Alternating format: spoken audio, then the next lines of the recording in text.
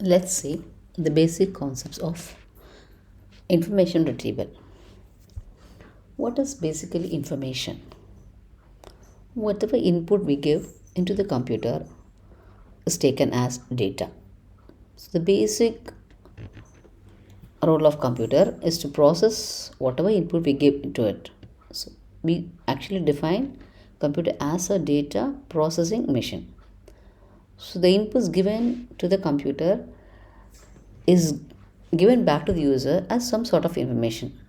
Say for example, we give students data as a table in the form of an Excel sheet. So we store the student's name, student register number, student address, phone number, and so on. So what is the information I want to gather from the given data? Suppose I want to find out the students who are coming from Chennai. So we do some processing on the available data to get the information what is required by the user. So that is what basically called information. Now in the subject information retrieval, we are going to see in detail about what are the various processing techniques, machine learning techniques available to retrieve the information required by the user. So using this concept in mind, we are going to see how is information retrieval defined by various authors. IR information retrieval is finding the information or the material in the form of documents of an unstructured nature that satisfies an information need from within large collection of data sets. So we have a large collection of data set, we call that as corpus. So based on the query that we give to the search engine in the using the browser, the keywords that's given to the search engine are taken and processed, and the required information is given to the user. So whenever you search in Google, what we get lot of web pages. So that is nothing but based on the number of times the query terms are occurring in the documents. So if you look at how a Google search engine works, basically we have Larry Page. Larry Page is use algorithm called page ranking algorithm to retrieve the documents based on the keyword that we give in the search engine. Suppose I am searching for restaurants nearby place. So I just type based on the words that we type in the tab is available in the search engine.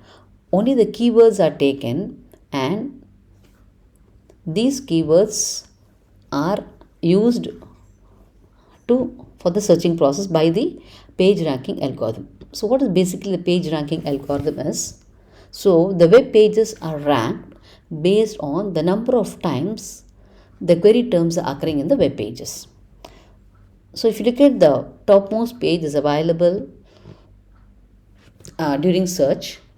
So the number of times the query terms occurring is be larger than the number of times the query terms occurring in the second document. So based on the weight of the terms that are available in the web pages, they are ranked, and that is why it is called page ranking algorithm. The pages are ranked based on the weight score, term weights. We call that as term weights.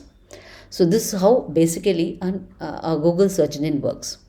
So apart from this, we have a lot of processing going on, a lot of machine learning techniques that is going on behind the system, where the request is given by the user and send it to the servers. The servers in turn making use of internet service providers, depending upon the type of search that we give, uses hubs and authoritative sites, the pages are retrieved.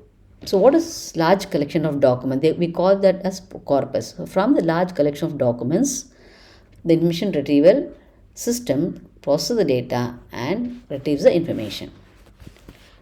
These days we frequently think first of web search. Normally when we talk about information retrieval, so conventionally before these terms came into study, so we call normally whatever we search is called web search. Okay, they were not using the term information retrieval.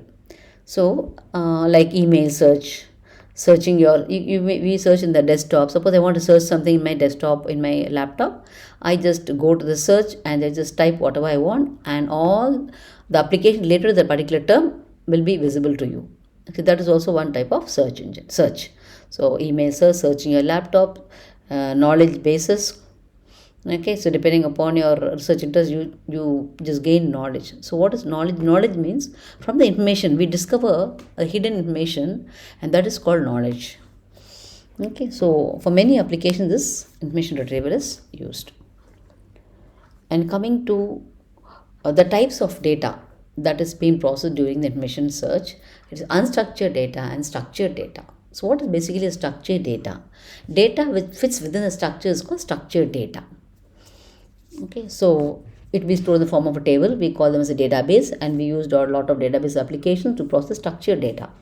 And coming to the unstructured data, like my voice is unstructured data. I don't have any particular size to accommodate the data what I am going to store. Images or photos, all that comes under unstructured data.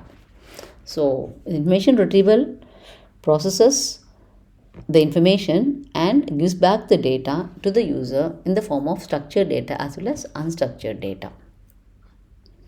So this is a small comparison of structured and unstructured data. So basic assumptions of information retrieval is what is called a collection. Collection is nothing but a set of documents that is collected by the system, by the information retrieval system based on the search. And what my goal? The documents what I am going to get when searching might be relevant to my search, or it may be irrelevant to my search. So retrieve documents with the information that I am searching for that is relevant to the user's information need, helps the user to complete his task. That is the main goal of information retrieval. Thank you.